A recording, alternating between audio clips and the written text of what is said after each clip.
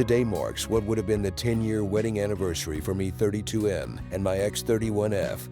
We met in middle school, began dating in high school, and got married shortly after college. We have 3 kids together. My ex, Anna, spent the early years of the marriage as a stay-at-home mom. As the years went on, she became increasingly bored with that and eventually restarted her college education. With 1 semester to go, she decided the major she was pursuing no longer interested her, and she dropped out of college. Instead, she began working as a waitress in a local restaurant. Her best friend, Monica 38F, also worked there. She enjoyed the work and seemed to be doing a good job with it.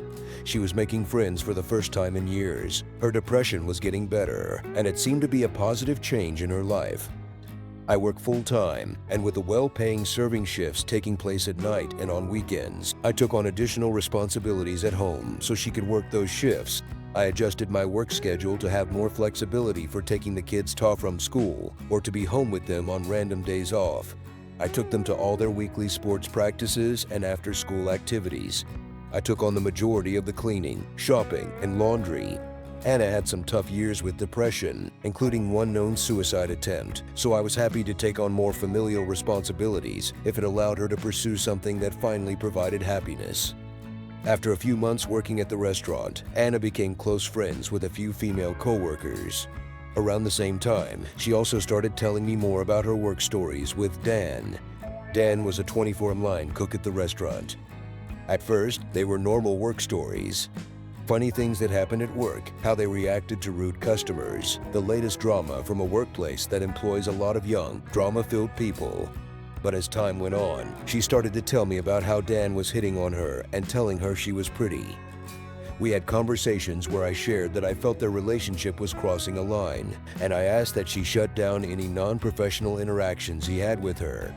As the months went on, I stopped hearing about Dan, and I was assured that he no longer was hitting on her. As the months went on, our marriage declined. We no longer made time to date each other. We stopped enjoying spending time with one another. I didn't outright know she was cheating on me, but I knew our relationship wasn't the same as it used to be. Then in March of this year, she didn't come home one night after work. It had become a regular occurrence that she would go out for drinks with coworkers after their shifts ended. For quite a while, I was happy for her because it seemed she had made some genuine friends to hang out with. The night she didn't come home from work, I had fallen asleep on the couch while trying to wait up for her. In the early hours of the morning, I called her phone 3 times, wondering where she could be and if she was okay. On the 3rd call, she briefly answered, informed me she drank too much and stayed at Monica's house, said she'd be home in the morning, and then ended the call. Monica had been friends with Anna for several years. We went on double dates with Monica and her ex-husband, James, prior to their divorce. Monica has a daughter the same age as my daughter, and they're best friends. The problem with Anna's story was that Monica and I were at our daughter's dance practice the night that Anna didn't come home. I knew that Monica was at home with her daughter after dance, not out at a bar drinking, so it didn't make sense for Anna to be at her house. I resolved that I'd talk to Anna about it tomorrow and try to get some sleep before the kids would wake up in a few short hours. As I was drifting off, I remembered that we shared our phone locations through a parental controls app we use for our daughter's phone. Frantically opening the app, I could see that her location was in an apartment building several miles away. It was the same apartment building that she had once told me was Dan's building when we were driving past it. For the next 3 hours, I sat on the couch, thinking about what I'd say to her and waiting for her to walk in the house. At 5:30 in the morning, I heard the garage door open. She came stumbling through the door a few minutes later, heavily under the influence and looking like she hadn't gotten any sleep. I asked her where she had been and why she didn't come home that night. She reiterated that she was at Monica's after having too many drinks and that she couldn't have safely driven herself home that night. When I said that I saw Monica at dance and knew she had her daughter with her last night, Anna changed her story and said she was actually at a different coworker friend's house, Natalie. I replied saying that Natalie lives in a single-family house, but her location showed her in an apartment building.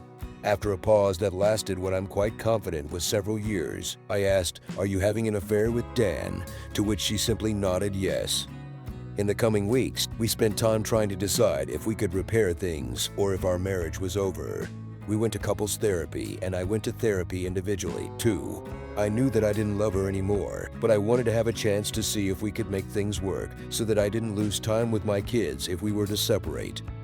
Anna agreed to give us another chance and told me that she ended things with Dan. She broke things off with him at a coffee shop, not knowing what his reaction would be and wanting to do it in a public place. I spent that night consoling my wife as she went through a breakup with her boyfriend. The following weeks were a roller coaster. Anna and I went on a few dates as we tried to repair things. Each one was awkward, like a blind first date where you know very little about the person and strain for conversation. There were very few highs and a lot of lows. A week later, I heard that Anna was still talking to Dan. I talked to Monica about it, who had learned about the affair at this point, and we decided Monica and her friends from the restaurant would sit Anna down to have an intervention of sorts. I didn't ask details about what they'd discuss with Anna, trusting that they would do what they thought was best to advise Anna. So after an afternoon spent with the family, and on our way home, I pulled our vehicle over in front of Monica's home and told Anna to head inside. Anna quickly saw what was unfolding. She saw her other friends' cars in the driveway. Putting the pieces together that they were there to talk to her, Anna refused at first to go inside, but eventually relented. Anna came home from the intervention undecided on how to proceed. She wanted to think about whether she wanted to be with Dan or I, and we went to sleep. Then after agreeing to continue therapy and trying to work on our relationship, while also agreeing to stop seeing Dan again, I got a text from an unknown number a week later saying that Anna was still seeing Dan. As I pressed for details, it became clear the mystery texter worked with them, and I knew in that moment that my marriage was over. I had had enough with the lying, cheating, and deception. Mystery texter eventually revealed their identity. As I talked to them, Monica, and other co-workers of Anna, I learned quite a few things about the affair, that it had been happening for more than 6 months, that they were talking about getting married and having kids. I learned that after Anna knew I was checking her location, she would park her car with her phone in it at non-suspicious locations, her work, friends' homes, grocery stores, etc., to make it appear that was doing something legitimate, all the while she was continuing to cheat on me with Dan. Late the evening of finding out from mystery texter that Anna was still cheating, I woke Anna from her sleep and said we were getting divorced. I said I wanted her out of the house ASAP and that we'd figure the rest out later on. In the weeks between the intervention with her friends and us formally separating, Monica and I had been texting quite a bit.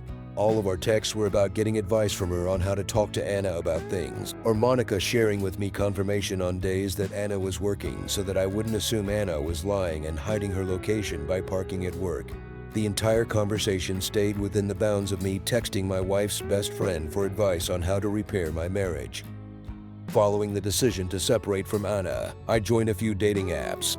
Initially, it was to show Anna that I was serious and moving on, despite my head not being in any place to actually date someone new.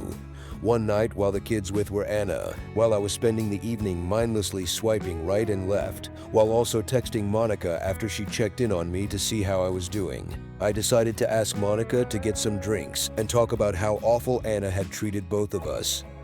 Throughout the affair, Anna had spent a lot of time lying to Monica and lying to me about being with Monica when she actually wasn't, and Monica was hurt by that. The evening with Monica went great. We spent 3 hours talking and laughing, sharing things about each of our exes and how they had treated both of us. Her divorce was further along than mine, so we chatted about that too. I had known Monica for several years at this point, previously as my wife's best friend, so I was enjoying getting to know a different side of her. Several weeks later, Anna finally moved out. She rented a new place, and we could finally start moving on with our lives, apart from one another. Since then, life has been a tale of two stories. I've been in a relationship with Monica for 6 months, finally finding someone that is a good person, makes me happy, and enjoys being with me. I've lost weight, I work out several times per week, and I completed my first triathlon.